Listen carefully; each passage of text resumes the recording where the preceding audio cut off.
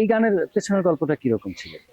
এই গানটা আসলে খুব গার্লি একটা গান, আসলে মেয়েরাই বেশি গুনগুন করে। তো রাইট, আজকে রাইট। আপনি যখন না, না, আমি বলছেন আপনি সুরটা গুনগুনছেন, যেহেতু আমি নিজে গান সুর করি, সুরটা হ্যাঁ, আমাকে খুব টাচ করে এবং এটাই আসলে মোটো ছিল যে আমরা খুব ট্রেন্ডি ভাইবের একটা গান করব, যে গানটা এখন যারা অডিয়েন্স, এখনকার সময়ের যারা বিশেষ করে মনে হয় বিয়ে বাড়িতে audience, মনে হয় খুব বেশি একদমই বাজে তাই। গানগুলো। এবং আমরা ওই ওয়েডিং সিজনের আগে আগেই গানটা বেশি বেশি রিলিজ শো যাতে করেছি। পাওয়া যায়।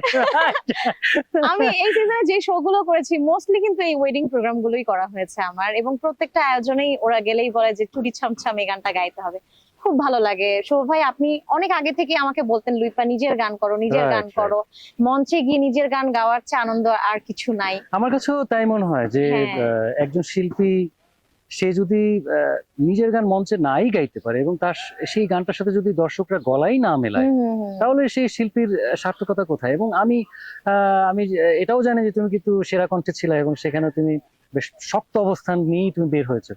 তো আমার কাছে মনে হয় যে এই রিয়েলিটি শো এর মানে ফিলটা যাতে না থাকে, মানে আমি একজন শিল্পী, আমি নিজেই আমার ব্র্যান্ড, হ্যাঁ, সেটাই হওয়া উচিত। সেটা সেটা ঠিক, বাট আসলে এটাও একটা প্ল্যাটফর্ম। মানে আমার কাছে মনে হয়েছে কি, আমার রিয়েলিটি শোর মাধ্যমে আমি জানতে পেরেছি যে গানটাকে যে আমার প্রফেশনালি নিয়ে সামনে এগোতে হবে, কারণ আমার অডিয়েন্স যারা সৃষ্টি হয়েছেন, আমার অডিয়েন্স কিন্তু আমি জেনেছি যখন আমি রিয়েলিটি শো থেকে বেরিয়ে দুই একটা টেলিভিশন প্রোগ্রাম করেছি, তারপর আস্তে আস্তে ফিডব্যাক পেয়েছি। তো আমি সবসময় গ্রেটফুল সেই রিয়েলিটি শোর কর্তৃপক্ষের কাছে, কারণ আমাকে তারা যোগ্য মনে করেছেন আমার অডিয়েন্সের সামনে আসতে। কিন্তু পরবর্তী চেষ্টাটা ডেফিনেটলি আসলে একজন আর্টিস্টের নিজেরই, যে মৌলিকত্ব, হ্যাঁ হ্যাঁ। আমি কিভাবে আমার অডিয়েন্সের কাছে সারা জীবন বেঁচে থাকবো, বা সেই চেষ্টাটা, এটা আসলে নিজের চেষ্টাই হওয়া উচিত, এবং সেখানে ধৈর্য রাখা উচিত বলে আমি মনে করি।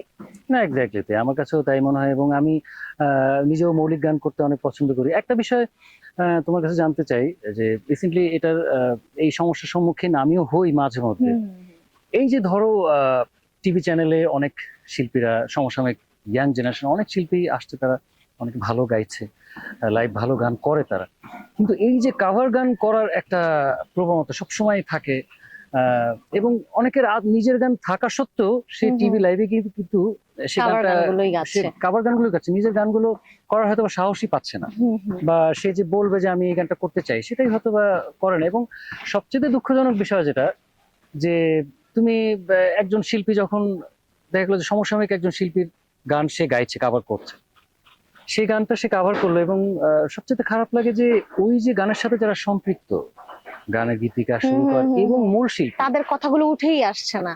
তো এই ক্রেডিটটুকু দিতে কিন্তু ব্যাপক একটা কার্পণতা দেখা যায়। নট অনলি দ্যাট, এই কন্টেন্ট গুলো, এই গানগুলোই আবার আহ, যে সমস্ত টিভি চ্যানেল গুলো আছে তারা আবার ওই যে প্রোডাকশন হাউসের বা গানের সৃষ্টির পেছনে যারা সম্পৃক্ত, হুম হুম তাদের হুম। অনুমতি ছাড়াই কিন্তু তারা বিভিন্ন সোশ্যাল মিডিয়াতে, ইউটিউব, ফেসবুক, বিভিন্ন আপলোড জায়গায় করে তারা দিচ্ছে আপলোড করে তারা, দিচ্ছে হ্যাঁ। কোনো রকম অনুমতি এবং ছাড়াই, কমার্শিয়ালি তারা কিন্তু এগিয়ে যাচ্ছে সামনে, ব্যবহার করছে হ্যাঁ। কন্টেন্টটাকে। এটা কিন্তু মানে তোমার কাছে কি মনে হয়? এবং আমি আমি নিজে থেকেই বলছি যে আমি কিন্তু এটা একটা ফেসবুকে একটা লেখাও লিখেছিলাম যে এটা এক ধরনের বেয়াদবি। তা তো কারণ একজন বটেই। শিল্পীর গান তুমি গাইছো, তার ক্রেডিটটা সেই দিচ্ছি না। শিল্পীর নামটা তুমি উচ্চারণ করতে তোমার হুম। কষ্ট হচ্ছে, তাহলে তুমি আগে তো ভালো গায়ক গায়িকা হওয়ার চেয়ে ভালো মন মানসিকতা থাকা উচিত নিশ্চয়ই একজন শিল্পী। নিশ্চয়ই। এখানে এটা আসলে শুভ ভাই দেখেন অনেকগুলো কথা আছে। সেটা হচ্ছে গিয়ে, প্রথমত আমি মৌলিক গানটা গাইছি না কেন, আমি কাভার গানটা কেন গাচ্ছি, সেটার পেছনে একটা কারণ আমি বলবো যে আমাদেরকে কিন্তু যথাযথভাবে পেট্রোনাইজ করা হচ্ছে না। শিল্পীরা আমরা যারা আছি, আমরা কিন্তু নিজ উদ্যোগে নিজের গান বানাচ্ছি, বা রাইট, ফিল্ম খুব কম হচ্ছে। যে কটা ফিল্ম হচ্ছে গুটি কয়েক শিল্পী গান এটা করছেন। সিন্ডিকেট কাজ হ্যাঁ, করে মনে হয়, সেটাই। বাইরের শিল্পীরা কিন্তু, শিল্পীর সংখ্যা কিন্তু অনেক, কিন্তু তারা হ্যাঁ, কিন্তু সবাই কাজ করতে পারছে কাজ না। করতে পারছে তো না। সেখানে আমরা কি করি, যে বড় বড় কোম্পানিজ গুলো আছে সেখান থেকে গান আসে, সেই গানগুলো কিন্তু ঠিকভাবে প্রমোট করা হচ্ছে না। সো আমি যখন আমার চ্যানেল থেকে একটা গান করব, সেই গানটা যদি সাকসেসফুল না হয়, সেই গানটা যদি মানুষ না শোনে, না দেখে, আমার কিন্তু আগ্রহ আসবে না যে আমি আমার আরেকটা মৌলিক গান করি, বা রাইট, আমার কিন্তু ওই ফান্ডটাও থাকতে হবে যে একটা গান প্রডিউস করার হ্যাঁ মতো, আমি এফোর্ট নতুন করার একটা মতো। গান, হ্যাঁ এফোর্ট করার মতো একটা আমার ফান্ড থাকতে হবে। তো সেই জায়গাটায় যখন আমি পিছিয়ে পড়ছি, আমি এই চুরি চামচামের গল্পটাই বলি। সেটা হচ্ছে গিয়ে, আমি আমার মার দেয়া পুরনো কিছু গয়না আমি সেল করেছি, যে আমি হাতের দুটো চুড়ি কিনবো। মানে আমি ভাবছিলাম যে আমি একটা প্রোগ্রামে যাব, গিয়ে আমি সেখান থেকে আমার জন্য গোল্ডের দুটো চুড়ি কিনবো। তো তো তারপর আমি ভাবলাম আচ্ছা আমার মানে আমি গান করছি, আমার যদি একটা গানই না ভালো হয় তাহলে আমি চুড়ি পরে কি করব? ওই চুড়ি পরার চেয়ে বেশি আনন্দটা তো আমার গান নিয়েই হবে, তাই না? তো আমি ওই চুড়িটা না কিনে আমি ওই টাকা দিয়ে কিন্তু আমার এই গানটা করেছি, চুড়ি ছামছাম। এটা মিউজিক, এই গল্পটা আমি কোথাও বলিনি, আজকে আপনি যেহেতু একটা শিল্পী মানুষ আপনাকে বল।